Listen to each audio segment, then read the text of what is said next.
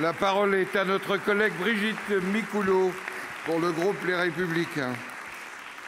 Merci Monsieur le Président. Ma question s'adresse à Monsieur le ministre de l'Économie et des Finances. Monsieur le ministre, depuis maintenant 2 mois, en marge des manifestations des Gilets jaunes, un certain nombre de centres-villes de notre pays sont chaque samedi le théâtre de violences et d'affrontements inacceptables. On ne compte plus les commerçants, artisans, professions libérales qui ont vu leurs locaux attaqués, dégradés ou pillés.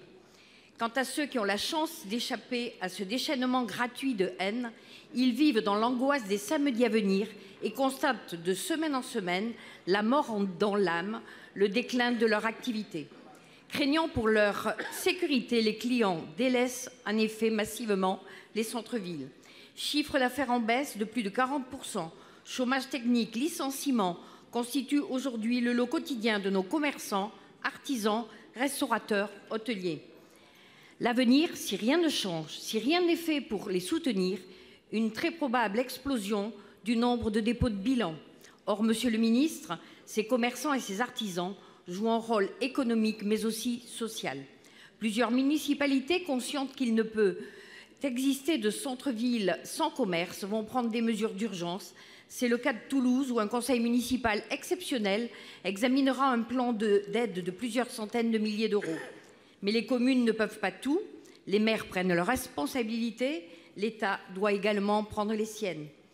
Plusieurs propositions d'aides individualisées seront demandées, notamment l'exonération et non le simple report des charges sociales patronales pour les mois de décembre et de janvier de la CFE, ainsi que le report de la mise en application de la révision des valeurs locatives commerciales. Monsieur le ministre, entendez-vous le désespoir des commerçants et artisans des centres-villes? Comptez-vous leur venir en aide? C'est urgent. Pour vous répondre, la parole est au ministre de l'Économie et des Finances, Monsieur Bruno Le Maire. Oui, Madame la sénatrice Micouleau, je partage totalement ce que vous venez de dire. J'ai eu l'occasion, il y a plus d'1 mois, de dire que ces violences, ces dégradations de commerces, de magasins, ces pillages étaient inacceptables et qu'ils avaient un impact catastrophique sur notre économie. Je maintiens ces termes. La violence, les dégradations, les pillages, les menaces contre des commerçants sont inacceptables et ont un impact catastrophique sur notre économie, et toujours sur les plus petits commerces, sur tous ceux qui ont des commerces de centre-ville qui ne peuvent plus exercer librement leur activité. Ça a un impact également sur les grandes surfaces qui ont du mal à s'approvisionner. Ça a eu un impact considérable sur la restauration, sur l'hôtellerie, dans une période de fête qui est normalement une période où le chiffre d'affaires est élevé. Ça a eu un impact très important dans des secteurs très spécifiques, le jouet, l'alimentation, l'habillement. Nous allons faire le bilan des soldes d'ici quelques jours pour voir l'impact concret que cela a eu. Je vous confirme que nous avons mis en place la cellule d'urgence au ministère de l'Économie et des Finances. Nous y travaillons avec Muriel Pénicaud, la ministre du Travail, pour que nous puissions avoir cet allègement de charges pour ceux qui ont été le plus touchés. Nous restons en permanence ouverts au dialogue avec les représentants des commerçants et des artisans. Je vous confirme également que nous avons sollicité les assureurs pour qu'ils répondent le plus rapidement possible aux difficultés de ces commerçants.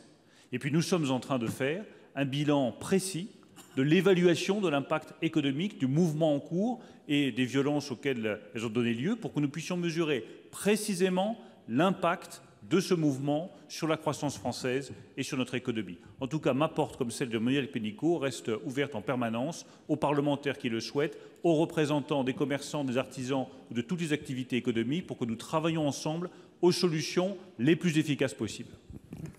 Merci. Je voudrais saluer dans cet hémicycle Madame Françoise Ramon, notre nouvelle collègue sénatrice d'Eure-et-Loir depuis le 2 janvier.